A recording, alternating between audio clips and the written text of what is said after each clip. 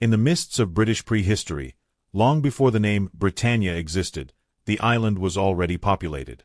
The Neolithic communities who built the colossal stone circles of Stonehenge and the even larger complex of Avebury, around 3000 to 2000 BC, were the first great landscape architects.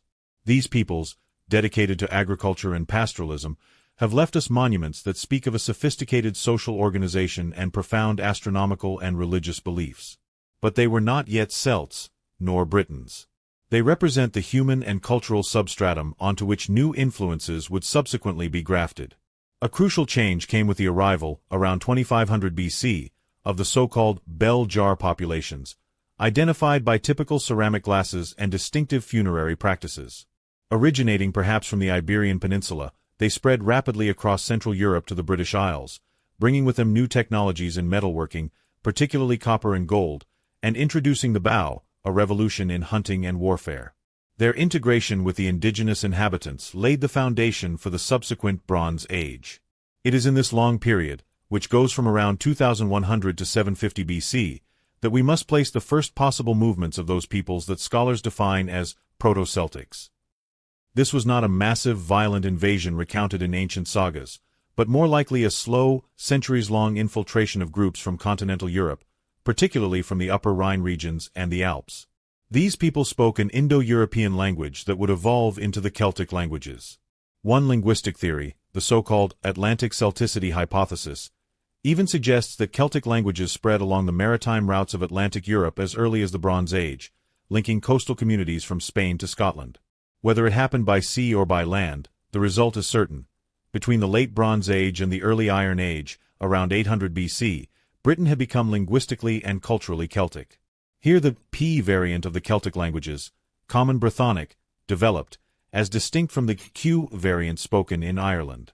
The society that emerged from this merger was already complex and interconnected.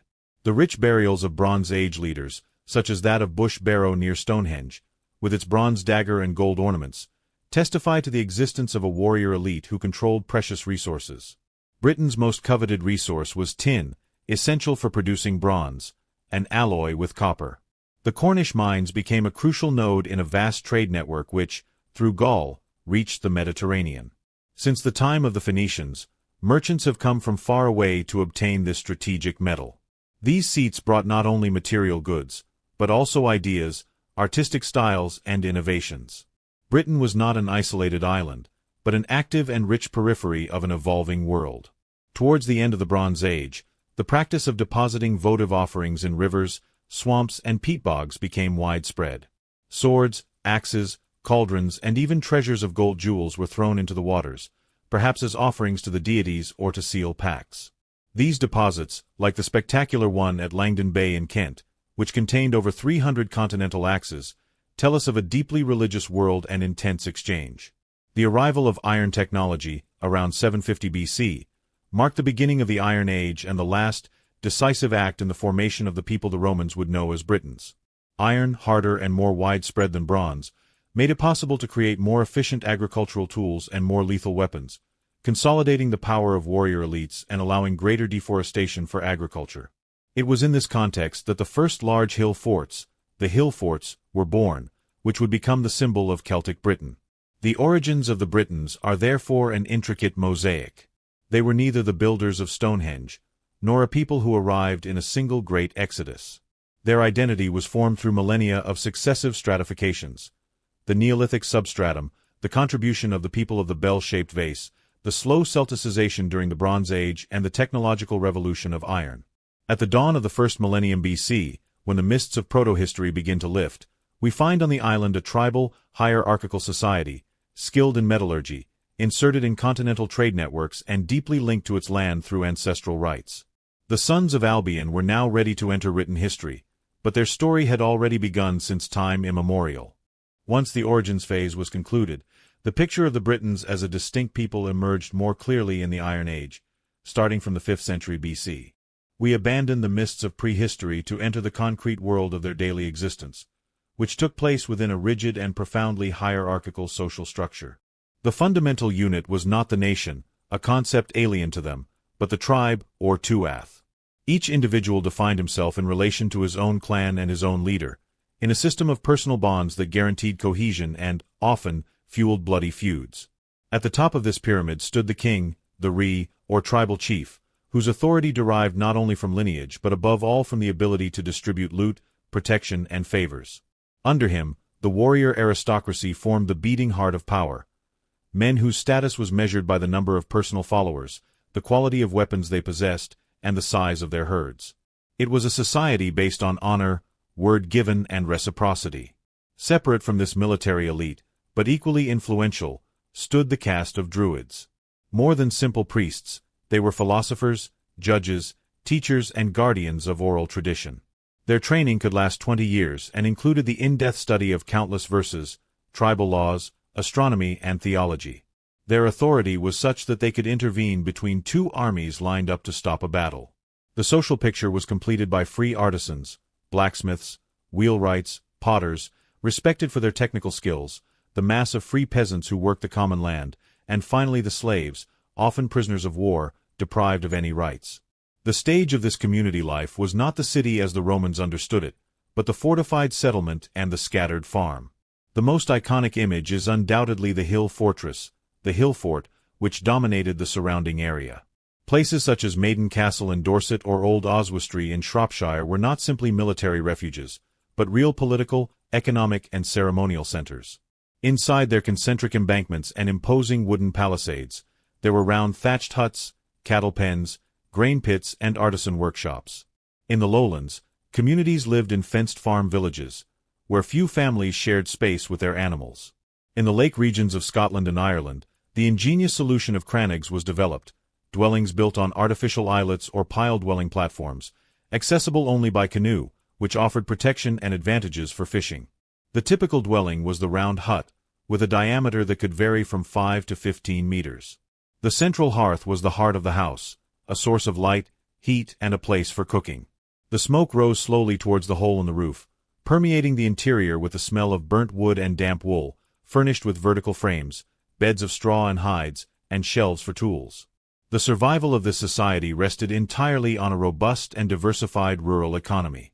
Agriculture was mixed. Varieties of wheat and barley were grown for bread and beer, and pigs were mainly raised, which grazed in the forests, together with cattle and sheep. The latter not only provided meat and milk, but also the wool for the characteristic checked and striped fabrics mentioned with admiration by classical authors. Clothing consisted of woolen tunics for men and long robes for women, often fastened with artistically crafted bronze or iron brooches and fibulae. The distinctive sign of male nobility was the torquis, a rigid collar made of precious metal, a symbol of status and perhaps divine protection. Food was substantial and simple. Cereal porridge, cheese, boiled or roasted meat, accompanied by vegetables such as turnips, cabbage and onions, and supplemented by hunting and gathering berries and nuts. Beer and mead were the common drinks for banquets, fundamental moments for cementing customer bonds and celebrating businesses. In these long nights, illuminated by the fire and grease of the torches, the bards sang the deeds of their ancestors and heroes, keeping the collective memory alive. The daily life of the Britons, therefore, was marked by the rhythms of nature, by the needs of work in the fields, and by the observance of rites that marked the passing of the seasons. It was a resilient existence, sometimes harsh, but inserted into a strong social fabric and a spiritual world perceived as alive and imminent.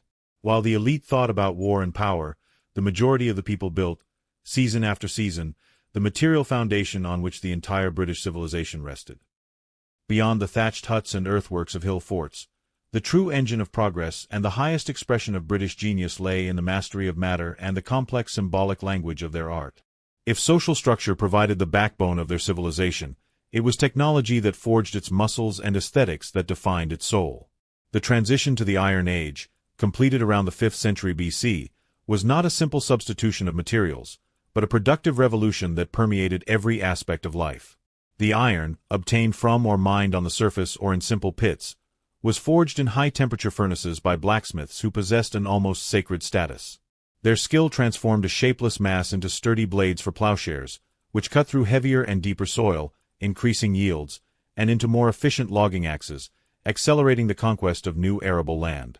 But the most dramatic application was, inevitably, in war. The British longsword, with its hardened steel blade, often over 80 centimeters long, was a weapon designed for powerful slashes. It was not the tool of a disciplined army, but the extension of the arm of a warrior who fought individually, valuing heroism above tactics. These blades, together with spearheads, simple helmets and oval shields made of wood and leather reinforced by a metal umbo, equipped a military caste whose power was based on this local technological superiority. This same expertise was sublimated in the goldsmith's art and in the creation of ceremonial objects. Metal was not only used for war or agriculture, but was the means to communicate with the divine and show off power. Gold and silver turquoise, like the splendid example found at Snettisham, were not mere jewels. They were objects of extraordinary technical complexity, often made of hollow tubes of twisted metal ending in elaborate knobs. They perhaps symbolized devotion to a deity, as well as the authority of the wearer. The ceremonial helmet of Waterloo Bridge, on the Thames, made of bronze with horn ornaments and red coral discs, testifies to an aesthetic aimed at impressing and instilling fear, transforming the wearer into a semi-divine figure. This artistic approach, which we now call insular Celtic art, was characterized by a horror vacui, a repugnance for empty space. Surfaces of metal, wood, or ceramic were covered in a swirl of curvilinear patterns. Triskelions, intertwined spirals, palmate leaves, and stylized animals whose forms merged into one another in perpetual motion. It was not representational art in the classical sense, but abstract and symbolic, perhaps designed to represent the interconnectedness of all the elements of the natural and spiritual world. It manifested itself on shields, swords, horse harnesses, bronze mirrors, and simple fibulae, bringing a sign of identity and magical protection to everyday life. The mobility and prestige of the elite were embodied by another notable technological invention, the two-wheeled light war chariot, the carpentum.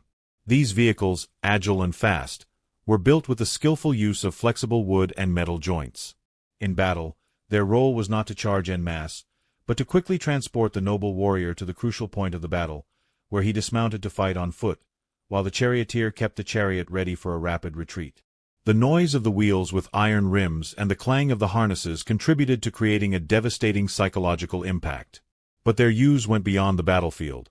They were a clear symbol of status, the means of transportation for chiefs during ceremonies and tribal assemblies. The last centuries before the Roman conquest saw further economic and political evolution, evidenced by the adoption of money. Initially, the southern Britons simply imitated the gold staters of their Gallic cousins, who in turn copied Macedonian coins of Philip II. Soon, however, they began to produce local issues, minted for the powerful rulers of the tribes of the Thames and Kent areas. Kings such as Cunobellinus struck high-quality gold, silver, and bronze coins, minted with inscriptions in the Latin alphabet bearing their name and symbols of power such as galloping horses or ears of corn.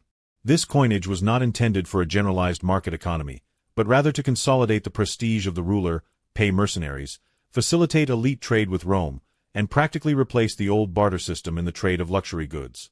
Each coin was a political message, an affirmation of sovereignty that traveled from hand to hand.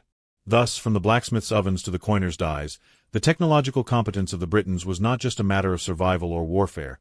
It was the very language of power, faith, and identity, a language made of iron, gold, and sinuous lines that told a fluid, interconnected, and deeply spiritual vision of the world. The technological and artistic dynamism of the Britons would have been in vain without a political organization and a military machine capable of defending and projecting it. The power structure that governed this society was, like their art, complex and organic, yet intrinsically fragmented. The basic cell was the tribe, an entity that could number from a few thousand to tens of thousands of individuals, linked by a presumed common descent and by the possession of a defined territory. At its top there was not always an absolute king. The figure of the king, often coexisted or was contrasted with that of a dux bello rum, a leader chosen in times of war for his military skill, a role that prefigures the legendary figure of Arthur.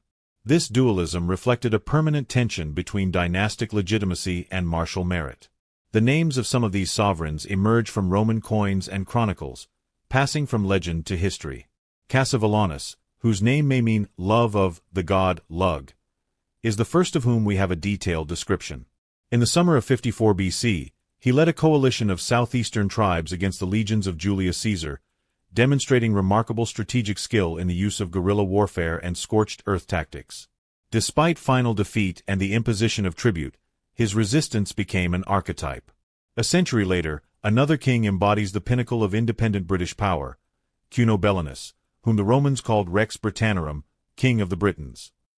Ruling from his capital at Camulodunum, today's Colchester, from the end of the 1st century BC until around 40 AD, he extended his influence over a vast territory in the southeast, controlling the trade routes to the continent. His coins, of excellent workmanship, bear symbols of prosperity and his name in Latin characters, a sign of a desire for dialogue, but not of submission to Rome. The political system was based on personal loyalty, an intricate system of clientele whereby free men bonded with a powerful person in exchange for protection, loaned land, or gifts of precious metal.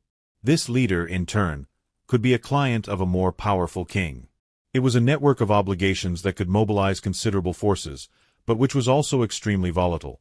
A defeat or an offense could disintegrate it in a short time. The most tangible manifestation of tribal authority and defensive capacity were the hill forts. The hill forts. They were not simple shelters, but real tribal capitals in stone and wood. Places like Maiden Castle, with its miles of concentric moats and 20-meter-high earthworks, or the formidable Danbury in Hampshire, were centers of government, warehouses for grain reserves, places of market and worship. Their architectural evolution, with increasingly elaborate entrances defended by long corridors that exposed attackers to crossfire from the ramparts, testifies to a world in growing competition and conflict. War was not an exception, but a structural component of political life, aimed at capturing livestock, slaves, and prestige. The British army that descended from these fortresses was the direct expression of this society. Not a state machine, but a temporary assembly of clients gathered around their lord. The infantry was the main mass, made up of free men armed with long swords, spears, daggers, and those oval shields described by the sources. Some might wear simple leather or metal helmets, but armor was rare, perhaps limited to reinforced leather chests. The elite element was the light cavalry and, above all, the war chariots. The latter, although in tactical decline already in the 1st century, maintained an immense symbolic and psychological value. Their battlefield thunder, mobility and role as a mobile platform for the most skilled warriors were feared. The preferred tactic was based on individual assault, rapid raids, and ambush, taking advantage of knowledge of the territory. The discipline of a Roman line army was alien to them. Their strength was personal impetus and valor. Their Achilles' heel was the tendency to disperse after initial success or to become demoralized in the face of sustained losses.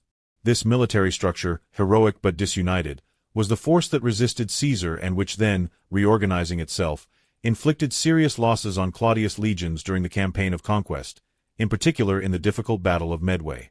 However, the same political fragmentation that allowed for fierce local resistance prevented the creation of a lasting common front. While Cunobellinus was alive, his authority maintained a kind of balance that kept Rome at a distance. Upon his death, the rivalries between his sons, as evidenced by the fights between Caratacus and Togodumno, created the political fault lines through which the Roman army was able to break through, forever changing the fate of the island. British politics was, ultimately, a game of fluid alliances and personal power, magnificently defended by imposing fortresses and brave warriors, but structurally incapable of resisting the coordinated and methodical pressure of a centralized state and a professional war machine. Beyond the ditches of the hill forts and the clamor of battles, there existed a dimension that permeated every aspect of the existence of the Britons, giving meaning to the material world and legitimizing the social order, the realm of the sacred. Their spirituality was not confined to stone temples, but could be breathed in the very air of the island. It was a profoundly immanent religion, which recognized the divine in every element of nature, in the centuries-old oaks of a forest, in the sparkling waters of a spring, in the majesty of a hill, or in the strength of a stream. The places of worship were the nemetons, the sacred groves, enclosed and untouchable spaces where the presence of the gods was palpable. The waters, in particular, were revered as gateways to the other world. Rivers such as the Thames, Tyne, or Severn were considered deities in their own right, recipients of precious offerings thrown into their currents as an act of devotion or supplication. The archaeological findings of these votive deposits, from the curved swords of Battersea to the ceremonial shields of Wandsworth, are not simple accidental losses, but concrete evidence of a faith that dialogued with the landscape. The British pantheon was a fluid mosaic of divine figures, where local deities linked to a specific tribe or place overlapped with deities with pan-Celtic characteristics. Lug, the god skilled in all arts, was a prominent figure, associated with light and sovereignty. A goddess like Brigantia, honored by the powerful Briganti tribe in the north, personified protection, healing, and perhaps female regal power. Tyrannes, the lord of thunder, was invoked in the storm, while Cernunnos, the stag-horned god often seated in a lotus position, presided over fertility, animals, and the wild world. These were not distant and anthropomorphic deities like those of the Greek Olympus, but powerful and often ambiguous forces, with which it was necessary to negotiate through precise rites. The Druids were the specialists of this dialogue. Their influence extended far beyond the ritual sphere. They acted as supreme judges, resolving disputes between tribes with final decisions. They were the custodians of historical, scientific, and philosophical knowledge, which they passed down orally through very long courses of study. They acted as political advisors to the kings, being the only ones capable of interpreting the will of the gods through the flight of birds or the entrails of sacrificed animals. Their most famous center of spiritual power and anti-Roman resistance was the Isle of Mona, modern-day Anglesey off the coast of Wales, described by Tacitus as the heart of Druidic resistance. Religious practice manifested itself in ceremonies that marked the cycle of the seasons, such as the Festival of Samhain in early November, which marked the end of summer and the beginning of the new year, a time when the veil between the worlds thinned. Animal sacrifices were common, but classical sources and some archaeological evidence point to a darker and more controversial reality, that of ritual human sacrifice. Caesar and other Roman writers, although potentially influenced by propaganda, spoke of it as a practice for appeasing the gods in times of grave danger or for divining the future. The discovery of the Lindau mummy, the Lindau man, in a Cheshire peat bog provides disturbing evidence. This young man, who died around the 1st century AD, shows signs of a complex ritual. He was hit on the head, strangled with a knotted rope and finally slaughtered, his body placed in the waters of the swamp.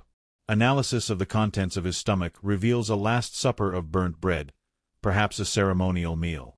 If he was not a sacrificial victim, his end was nevertheless exceptionally violent and ritualized. This aspect of British religion, with its potential for sacred violence, combined with the immense political authority of the Druids, became the main ideological target for Rome to justify the conquest. The suppression of Druidry was not just a matter of political control, but a cultural crusade against what the Romans saw as a barbaric and bloodthirsty superstition. When the governor Gaius Suetonius Paulinus marched on Mona in 60 AD, Tacitus' description is apocalyptic. Druids invoking curses, women dressed in black like Furies, and Roman soldiers, initially paralyzed by fear, who eventually overwhelmed the sanctuary, destroying the sacred groves and annihilating the priests on the spot. It was a mortal blow to the heart of indigenous spirituality. The religion of the Britons, therefore, was the very cement of their society, a system of beliefs that gave order to the cosmos and power to its custodians. Its systematic destruction by Rome did not completely erase the old beliefs, but forced them to transform, to merge with new divinities or to retreat to the most inaccessible areas of the island, where the name of the ancient gods and the whisper of prayers would survive for centuries in legends and places with names that still speak today. The fate of the Britons and their world, shaped in iron and faith, finally clashed with the unstoppable power of Rome. This fateful and transformative encounter was not a single event but a process that unfolded for almost a century, moving from exploration to conquest and culminating in a revolt that would mark the memory of both civilizations. The first documented contact occurred under the proconsul Gaius Julius Caesar, in August 55 BC. His expedition, rather than a campaign of conquest, was a sort of large-scale incursion, motivated by the desire for personal glory and the need to cut off the Gallic supplies arriving from the island. His legions, after a difficult landing on the beaches of Kent, faced fierce resistance organized by the aforementioned Cassivellaunus.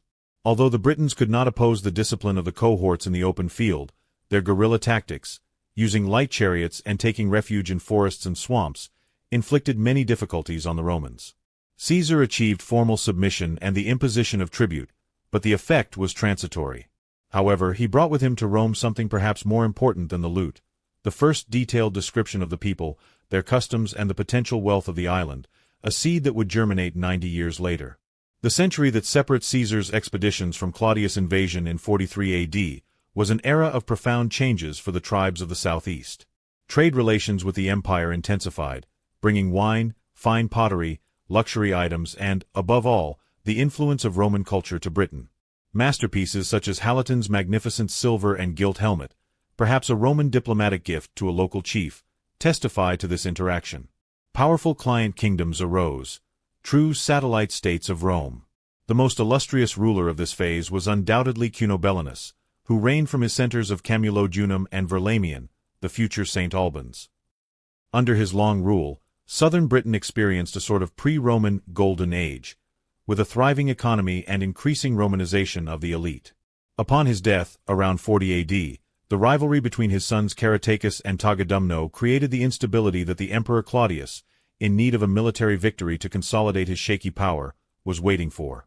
The pretext was given by the flight to Britain of Rome's Gallic allies, but the objective was control of the island's resources and the glory of completing Caesar's undertaking. In the summer of 43, an army of 40,000 men under the command of Aulus Plautius landed without encountering the fierce resistance of 55 BC. The crucial battle was fought on the river Medway, where after 2 days of fierce fighting, superior Roman tactics prevailed. Caratacus and Tagadumno led the resistance, but the latter was killed. Caratacus fled west, continuing a relentless guerrilla war for years, becoming the emblem of national resistance, until his capture and the paradoxical pardon granted to him in Rome. The conquest seemed to proceed inexorably, but discontent smoldered under the ashes of submission. The causes of the Great Revolt of 60 to 61 AD were multiple and profound. The expropriation of lands for the Roman veterans, the suffocating tax burden, the arrogance of the administrators, and, above all, the total Roman incomprehension for the religious sensitivities of the natives. The spark struck in the kingdom of the Iceni, in today's Norfolk. Upon the death of their client King Prasutagus, who had designated Emperor Nero co-heir along with his daughters to safeguard the kingdom, Roman officials ignored the will. The Queen Dowager, Boudicca, or Boadicea, was publicly flogged and her daughters raped. Personal outrage merged with general resentment, giving rise to an uprising of epic proportions. Boudicca, described as a charismatic and ferocious figure, became the catalyst for the anger of different tribes. His army, which ancient sources describe as endless, marched on Camulodunum, the veteran colony symbol of oppression, and razed it to the ground. The 9th Legion, which rushed to the rescue, was annihilated. The fury then turned to Londinium, the thriving trading post, and Verulamium, a Roman municipality for Romanized Britons. In all 3 cities, the population was massacred regardless of age or sex. Tacitus speaks of 70,000 Roman and allied deaths. Panic spread to Rome. The response was entrusted to the governor Gaius Suetonius Paulinus, who recalled his forces and, carefully choosing the terrain, faced the rebels in a pitched battle, perhaps in the Midlands. Despite the enormous numerical disparity, the discipline, superior armament, and tactical position of the legions proved decisive. Boudicca's army was exterminated. According to tradition, the queen poisoned herself so as not to fall prisoner. His revolt, although crushed with ruthless efficiency, left an indelible mark. On the one hand, Rome tempered its administration, adopting more conciliatory policies.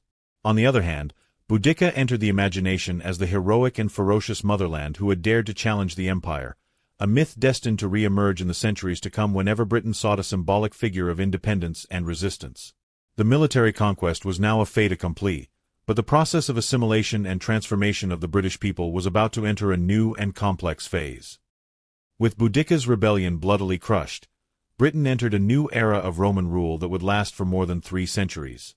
This very long period was not an era of simple oppression, but a profound, dialectical process of cultural transformation, known as Romanization.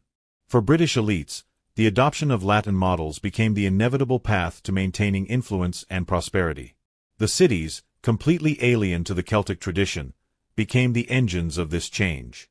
Places such as Londinium, which rose from the ashes of the revolt, Verulamium, and the new colony of Camulodunum were filled with forums, basilicas, public baths, and stone temples. Tribal leaders, transformed into local magistrates or decurions, abandoned the hill fortresses to live in comfortable rustic villas in the countryside, homes that combined Roman luxury, mosaics, hypocausts, private baths, with the economic function of the old tribal centers. Here, in buildings such as the splendid villa of Fishbourne in Sussex or that of Chedworth in the Cotswolds, the most evident synthesis between the indigenous world and the conquering world took place.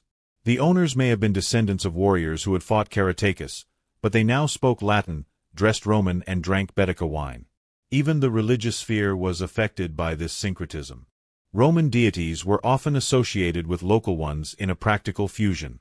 Sulis, the Celtic goddess of the thermal spring of Aquae Sulis, Bath, was identified with Minerva, giving rise to the cult of Sulis Minerva, to whom a grandiose temple complex was dedicated. Likewise, the Celtic night god was assimilated to Mars, and the mysterious Nodens, venerated in Lydney, took on features of Sylvanus or Neptune. This religious hybrid was tolerated, as long as it included the imperial cult, the political act par excellence that sanctioned loyalty to the emperor. However, not all of Britain bowed to this new order. While the south and east became quintessential Roman Britain, the north and west remained heavily militarized and culturally refractory. The tribes of the Caledonians and the Picts, beyond the Antonine Wall and then permanently beyond that of Hadrian, maintained their warlike lifestyle and their Celtic identity, constituting a constant threat that required the presence of 3 legions and numerous auxiliary troops.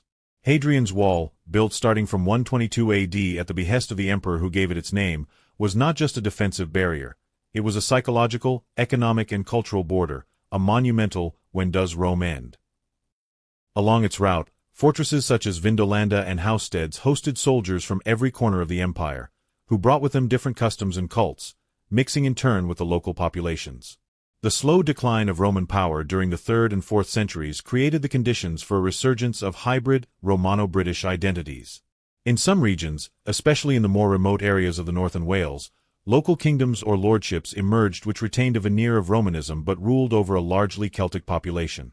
Semi-legendary figures such as Seal, the old King Cole of the nursery rhyme, perhaps inspired by a real military commander or governor of the late empire, may have been the progenitors of these dynasties. When, at the beginning of the 5th century, the legions were progressively withdrawn to defend the heart of the empire, these kingdoms found themselves alone.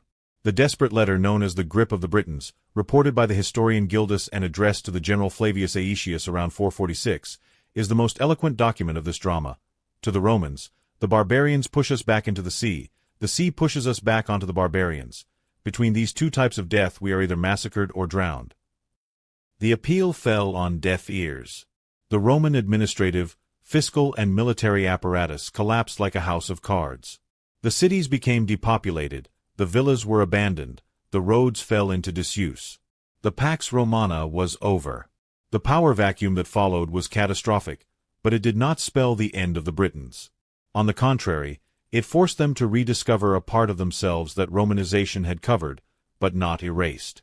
The old tribal structures, the Brythonic language, elements of ancient religion re-emerged from the ashes, mixing with the vestiges of Roman civilization, the Latin of the Church, some construction techniques, the concept of written law, to give life to something new.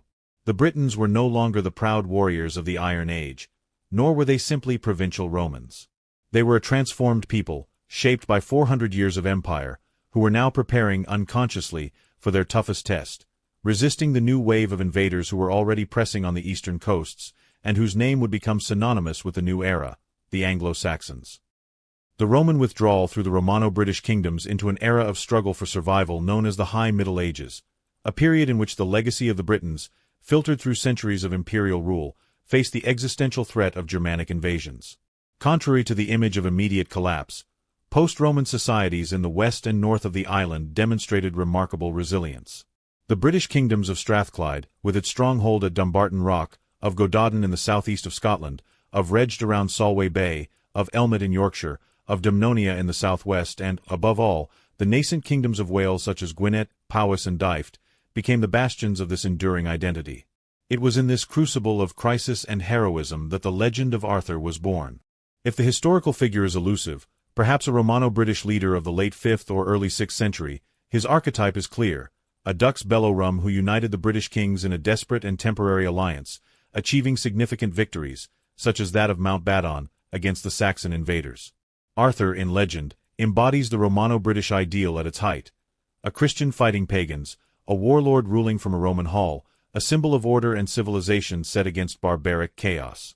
Its story, passed down for centuries, became the Matter of Britannia, the founding myth that transformed a historic defeat into a promise of return and glory. As the kingdoms fought, Brythonic culture and language underwent profound evolution. Vulgar administrative Latin disappeared from common use, but survived as the language of the church and the educated elite, influencing the Brythonic lexicon. Common Brythonic, which had become the dominant language of much of the island at the dawn of the Roman era, fractured and differentiated into the languages we know today. Welsh, Cornish, and Breton, the latter brought by British refugees who crossed the Channel in the 5th and 6th centuries to colonize the region named after them, Armorica, which became Brittany. This exodus westward and across the sea was a slow but inexorable process, driven by Anglo-Saxon pressure. The most visible legacy of the Britons, however, is printed in geography. Thousands of place names testify to their enduring presence. Rivers such as the Thames, Severn, Clyde and Tyne derive from ancient Brythonic names.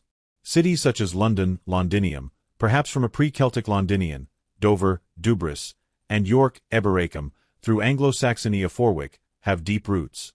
Even more obvious are names that begin with Eccles-, from Latin ecclesia, church, through Brythonic, or that end in cum, valley, from Brythonic cum, tor, hill, from tor, and pen, head, summit, from pen. The very landscape of western England, Wales, Cornwall and southern Scotland speaks the language of its early Celtic inhabitants. Myth and literature became the arc that preserved British identity. From the Arthurian cycle, which flourished in medieval Wales and then expanded throughout Europe thanks to Godfrey of Monmouth and Chrétien de Troyes, emerged figures of British origin destined for immortality. Merlin, the wizard prophet, derives from Myrddin, a bard and visionary of the Welsh tradition, perhaps inspired by a forest madman who survived a battle. The quest for the Holy Grail, although Christianized, has its roots in the Celtic symbolism of the cauldron of abundance and regeneration. These stories, handed down and reworked, allowed the descendants of the Britons, especially the Welsh, to keep alive the memory of a lost greatness and an identity distinct from the Anglo-Saxon and then Norman one.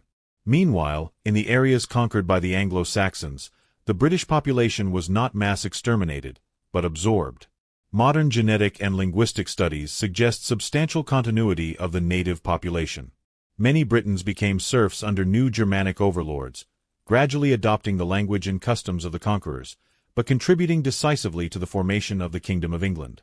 Their legacy survived in agricultural techniques, in some aspects of land law and, perhaps, in certain profound cultural traits.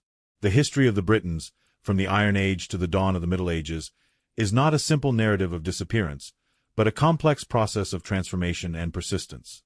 They were not a monolithic people, but a dynamic mosaic of tribes, united by a common language, a sophisticated material culture and a spirituality deeply tied to the land. Their civilization, although lacking a centralized state, demonstrated considerable social, technological and artistic complexity. The confrontation with Rome, first commercial and then military, marked its destiny, starting a profound metamorphosis that fused indigenous and classical elements, giving life to the singular Romano-British civilization. The collapse of the empire and the Anglo-Saxon invasions represented an epochal trauma, but not extinction. The Britons retreated, fought, migrated, and ultimately adapted. Their legacy is multifaceted. It survives in the Celtic languages of Wales, Cornwall, and Brittany. It is carved into the landscape through the names of rivers and hills, resonates in the Arthurian legends that have nourished the Western imagination, and lives in the genetic and cultural substratum of modern British nations. It was not the Britons who disappeared, but their political world. Their spirit, resilient and adaptable, transformed through the ages, proving that military defeat and cultural assimilation do not equal oblivion. The children of Albion, builders of hill forts and worshippers of springs, chariot warriors and turquoise craftsmen, hardy like Boudicca and dreamers like Myrddin, remain one of the essential, and often submerged, foundations on which the history of the British Isles rests. Their story is a warning and a teaching. Cultures don't die, they transform, and their voices can echo for millennia, if only you have the ear to listen to them.